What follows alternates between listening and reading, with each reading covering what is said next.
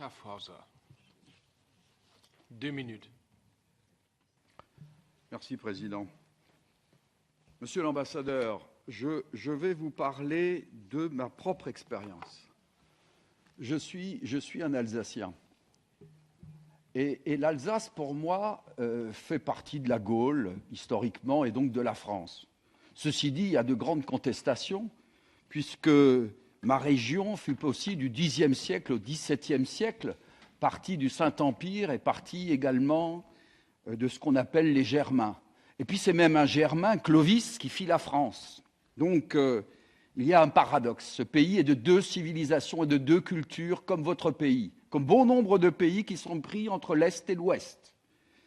Eh bien, vaut-il mieux être dans un camp ou faut-il être neutre et capable d'éviter le pire? Parce que nous avons choisi, c'est l'histoire, et j'assume cette histoire, un camp.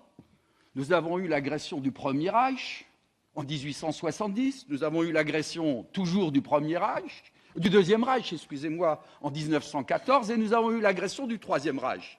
Ce qui montre bien, entre parenthèses, que ce sont les Reichs qui font la guerre et non pas les nations. Est-ce que vous n'auriez donc pas intérêt d'éviter ça? À l'époque, le pape Benoît XV proposait pour l'Alsace un statut de neutralité ou même d'indépendance. Est-ce que vous ne devriez pas choisir un statut de neutralité? Ma deuxième question, c'est sur l'OTAN. Est-ce que l'OTAN a intérêt à faire une Europe et à construire une Europe unie? Non, elle ne veut pas une Europe unie, car il lui faut la division de l'Europe. C'était les accords de Yalta. C'est aujourd'hui les conflits qu'on crée. Les Américains en Ukraine et également en Géorgie. Et arrêtez de me dire, moi je connais cette opération, j'étais sur le terrain. Bon, il y avait une agression. Saakachvili était instrumentalisé. Il y a une pénétration dans le territoire.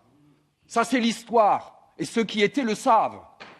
Donc, dans ces conditions, est-ce que vous avez intérêt d'être dans l'Alliance Atlantique? Je finirai juste, excusez-moi, Président. Est-ce que vous avez intérêt également d'être dans une union économique qui, aujourd'hui, dans moins d'1 an, connaîtra un collapse économique, un grand collapse économique? Je vous remercie.